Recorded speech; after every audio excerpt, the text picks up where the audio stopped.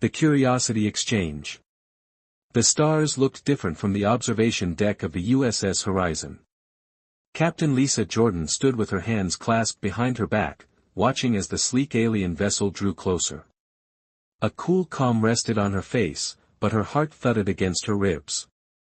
This was no routine mission. It was the beginning of everything. "Captain, they're requesting permission to dock," said Communications Officer Sam Miller, his voice steady but taut with anticipation. "Permission granted," Lisa replied. "Alert the welcome team." She straightened her uniform and glanced over her shoulder to see Dr. Alan Weber approaching.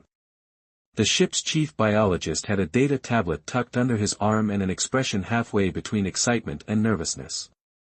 "You ready?" she asked. "As I'll ever be." 6 months ago, the USS Horizon had encountered a Ceridian scout vessel drifting near Jupiter's orbit. After establishing peaceful contact, both species had agreed to pursue a formal alliance. Now, the moment had arrived. The docking bay lights flickered green. The airlock opened with a soft hiss. Lisa stood at attention with Alan and 5 other crew members handpicked for first contact. 3 Ceridians stepped onto the horizon. They were tall, a head taller than any of the humans present, with iridescent skin that shimmered and shifted colors with every motion. Their elongated heads were smooth and devoid of hair, their large black eyes blinking sideways. "Welcome aboard the USS Horizon," Lisa said, bowing slightly in the agreed-upon gesture.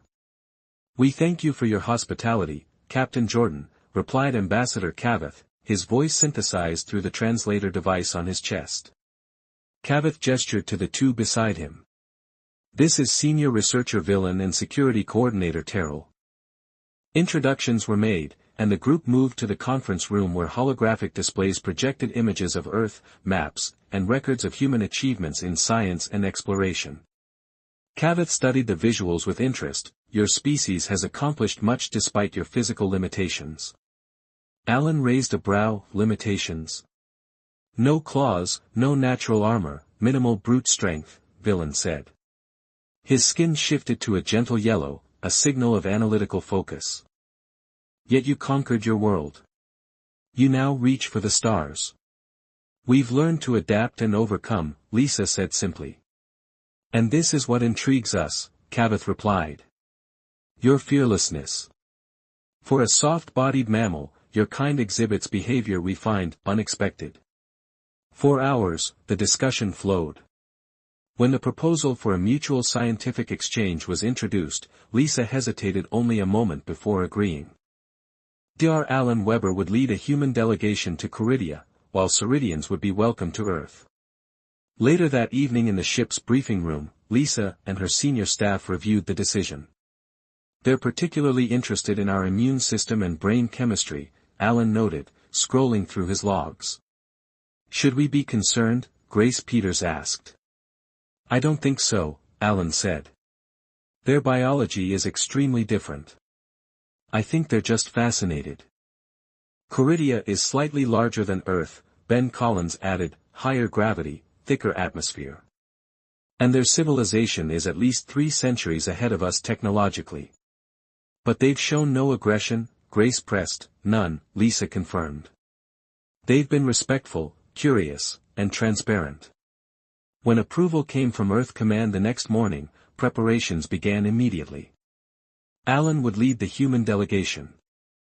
His team included Dr. Maya Nehru, Dr. Keith Bowman, Dr. Olivia Tanner, and Dr. Frank Rodriguez. On the day of departure, Lisa walked Alan to the shuttle bay. "Be careful out there," she said. "I still can't believe I was chosen," Alan admitted. "You're the best we've got," Lisa said with a small smile. "And more importantly, you get them." Alan nodded. "They're peaceful. And they're genuinely curious. But there's something in their questions that makes me think, they're not just interested in our biology. They're trying to understand how we even function the way we do." "You mean, how we survive? How we endure?" As the Ceridian ship detached from the docking bay and disappeared into space, Lisa felt a strange weight settle in her chest. It wasn't fear. Not quite. But it was close. Back in the control room, Sam Miller's voice broke the silence. "Captain, transmission from Earth Command. The Ceridian delegation has arrived safely." "Good," Lisa said, "keep me informed." But deep in the silence between stars, something stirred. The Ceridians had come seeking knowledge. They were about to discover a nightmare hidden in the very biology of the human race. Strange questions. The light on Ceridia was different. It bled orange and pink hues across the curved spires of the Ceridian Research Complex, a city of glass and silver nested on a gentle plateau. For Dr. Alan Weber and his team, it was a world as beautiful as it was disorienting. "I still can't get used to the gravity," said Maya Nehru, rubbing her lower back. The immunologist had taken to stretching every morning just to keep her spine from aching. "Or the smell," Frank Rodriguez added with a wince. "Like someone left a garden in a chemistry lab." Alan chuckled. "It's the microbial air filtration. They culture certain aromatic compounds to balance the atmosphere." Keith Bowman, the team's neurologist, looked out one of the wide, arching windows at the shifting sky. "I think it's kind of peaceful." "Only until the next battery of questions," Olivia Tanner muttered. The cultural anthropologist had been inundated by an endless series of inquiries from her hosts. "Today someone asked me why we invented mirrors if we already have eyes." The Ceridians were inquisitive. Unnervingly so. Their approach to knowledge was methodical and relentless, like sunlight wearing down a stone. But what troubled Alan was the pattern in their curiosity. They kept circling around fear. "Today, Valine asked me why we dream of falling," Maya said during their evening debrief. "And they want to know why we scream," Keith added. "Not just the sound, but the impulse." "They asked if we feel fear even when we're not in danger," Frank said. "What does that even mean?" Alan leaned back against the organic framework of the room's wall. "Because they don't. Not like we do." He glanced at the digital notepad in his lap. Throughout their sessions, he had compiled data on Ceridian evolution. What emerged was a stark contrast to humanity's blood and teeth history. Ceridians evolved on a planet with few apex predators. Their primary dangers were environmental, not biological. As a result, their species developed collective defense mechanisms, swarm communication, rapid coordinated response, and an uncanny ability to chemically regulate emotional states in groups. They never developed the fight-or-flight reflex.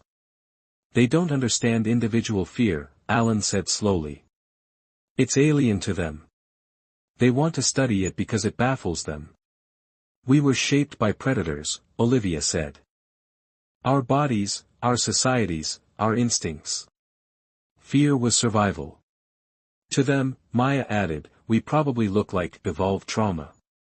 The next morning, Alan found himself alone with Valine in one of the research domes. The alien was studying a series of immune response graphs projected onto a suspended panel. "Your T-cells attack with remarkable intensity," Valine said.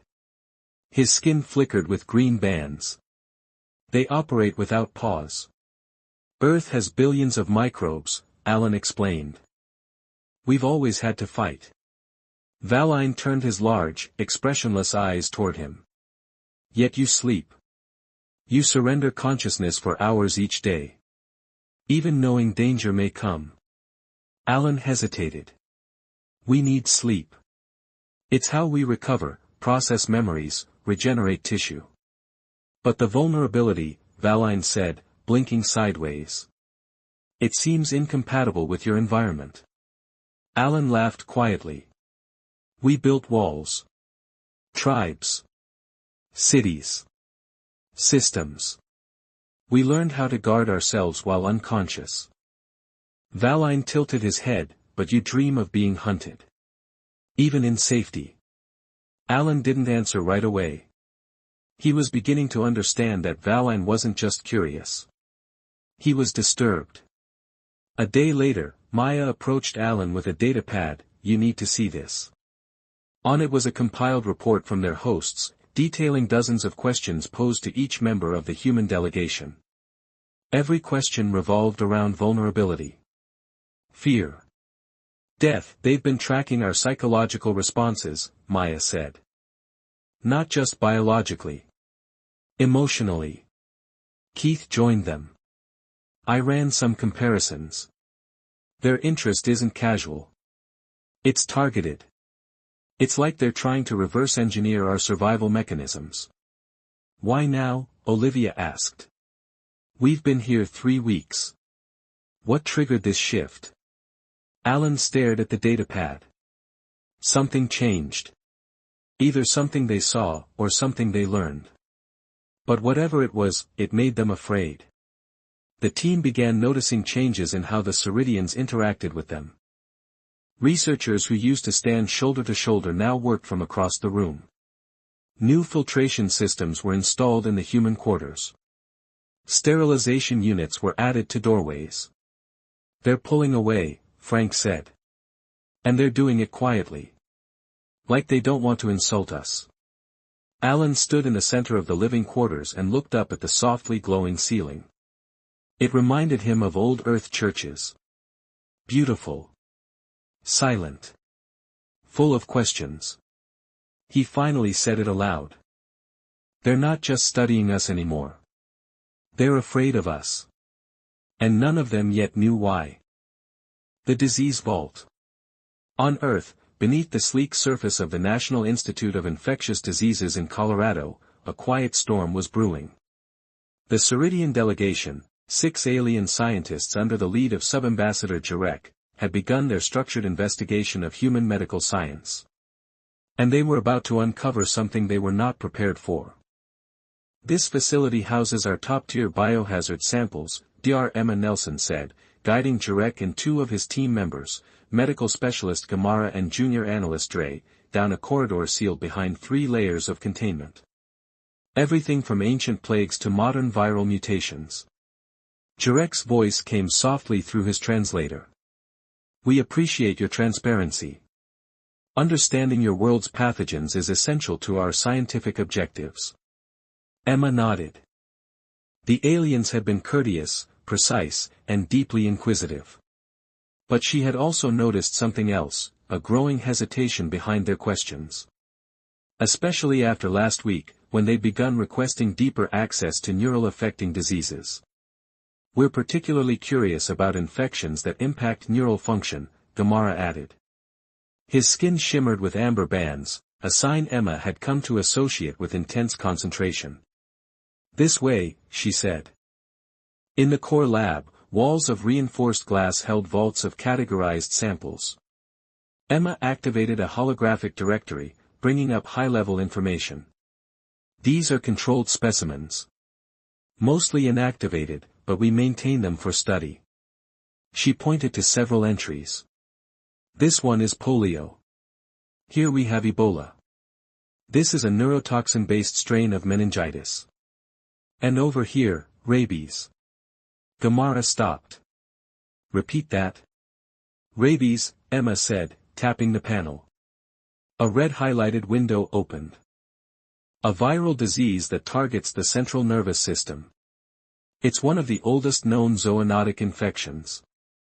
Without treatment, it leads to aggression, hallucinations, fear of water, and inevitably death. Jarek's skin shifted to a darkened violet. It induces behavioral change. Dramatic ones, Emma replied.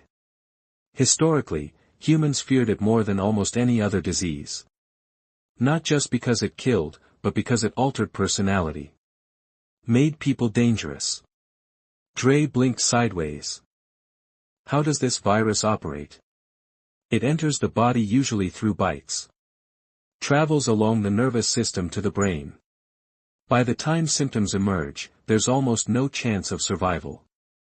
Emma realized all 3 Ceridians were perfectly still. No flickering skin.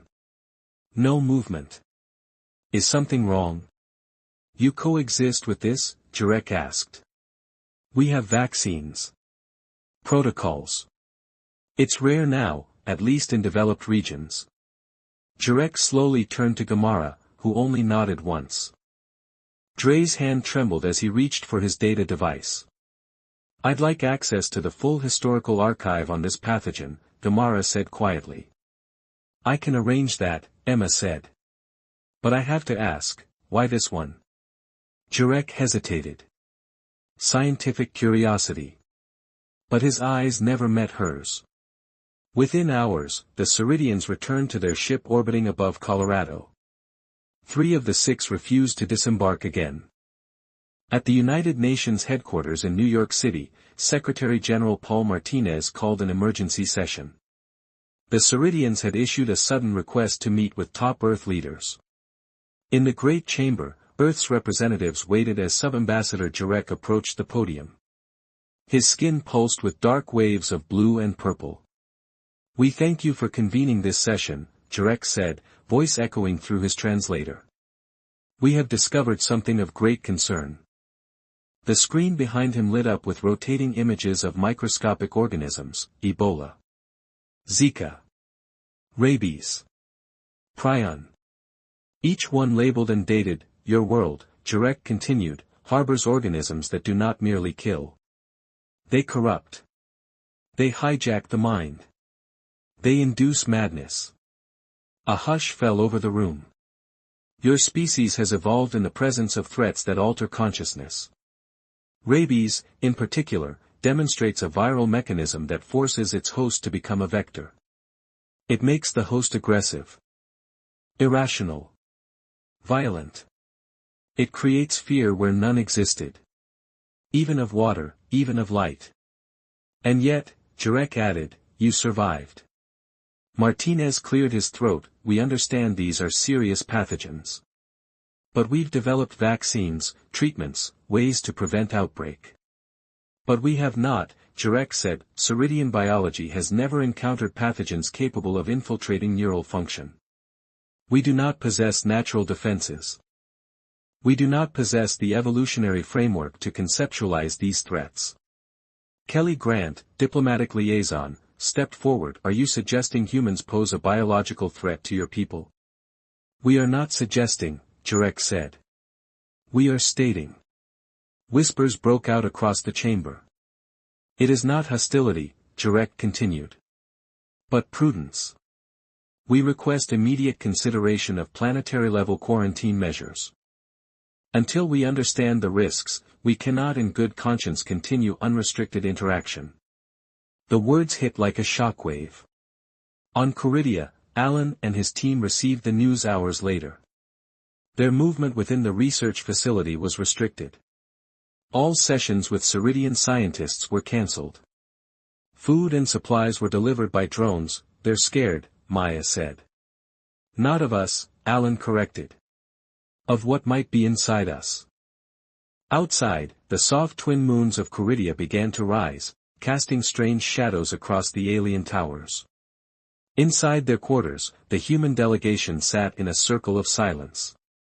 The question unspoken among them all. What nightmare had humanity survived that the galaxy had never seen before? The revelation. Alan was summoned to the council chamber. It was a room unlike any he'd seen on Earth, circular, high-ceilinged, formed from semi-transparent crystal that resonated faintly with every sound. 7 members of the Ceridian Science Council sat on elevated platforms shaped like petals of a flower. Their skin patterns were subdued, flickering with cautious tones. Valine stood off to one side, unusually still. Dr. Weber, said the chief counselor, a tall Ceridian whose name translated roughly as Yvrin. Thank you for coming. We must discuss the data your species has provided. Alan nodded, stepping into the center of the chamber. I'm ready to answer any questions. Yvrin's eyes narrowed. Your world is teeming with neurological pathogens. Some ancient, some new. Rabies, in particular, has drawn our attention. Alan kept his tone level. Yes. It's one of the more infamous diseases from our past. It does not simply kill, another counselor said, it changes behavior. It causes irrational aggression. And it is spread through violence. Alan nodded again, that's why it's feared. And yet, Yvrin added, you have lived with it. Evolved with it. Alan took a breath. We had no choice. Earth was, and still is, a dangerous place.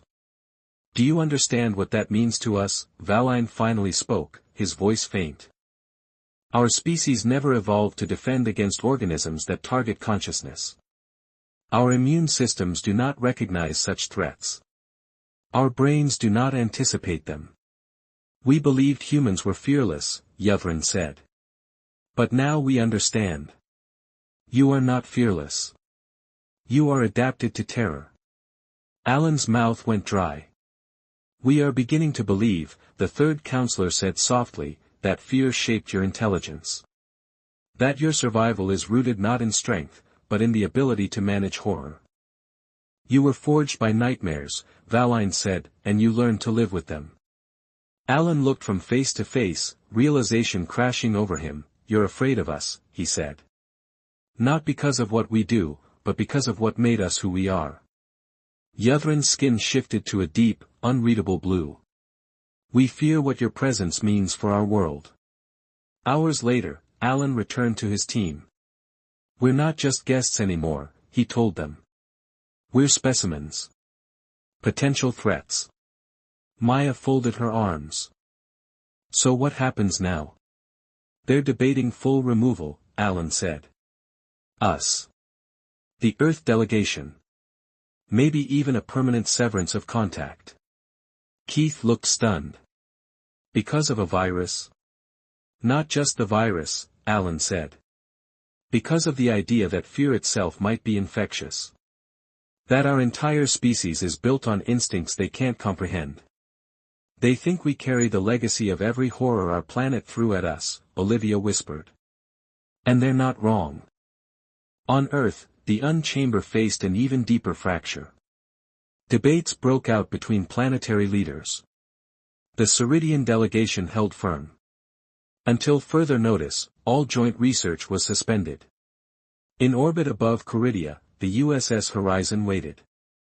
Captain Lisa Jordan monitored the transmissions with a growing sense of dread. They're not saying it out loud, she told her crew, but they've already decided. They're going to ask us to leave. And if we refuse? Asked Sam Miller. They'll never speak to us again, Lisa said. And perhaps worse, they'd tell the galaxy what they discovered. That Earth was not just a cradle of life. It was a forge of fear.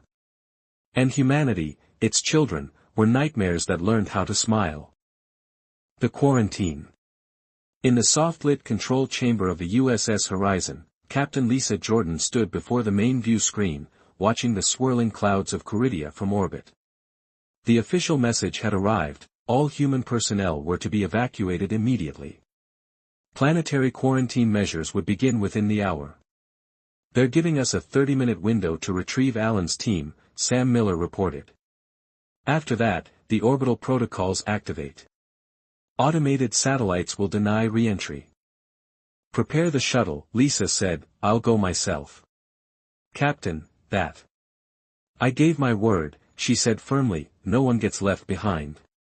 Meanwhile, in their isolation wing, Alan and his team waited in silence. Valline had visited earlier, not with hostility but with regret. His last words echoed in Alan's mind. We once believed understanding would bring unity. But some truths divide deeper than ignorance ever could. When the shuttle arrived, Alan and the others boarded without ceremony. No farewell delegation. No final handshake. Only sealed corridors, automated doors, and the quiet hum of machinery keeping them apart.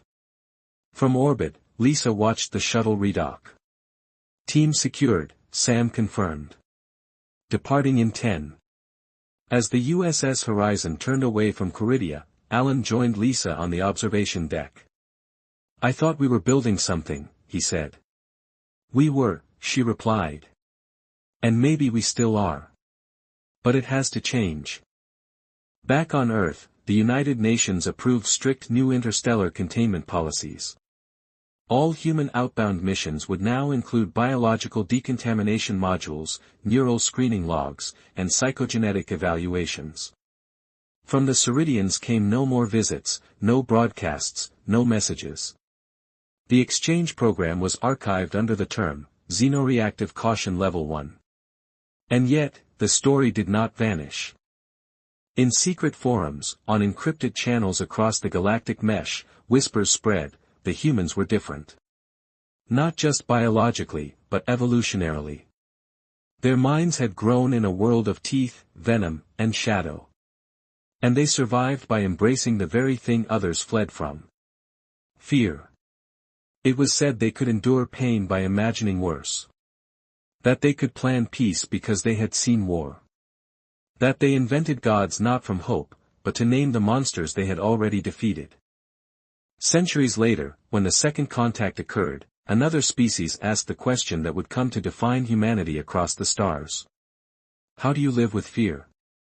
And the answer was simple. We don't live with it. We live through it.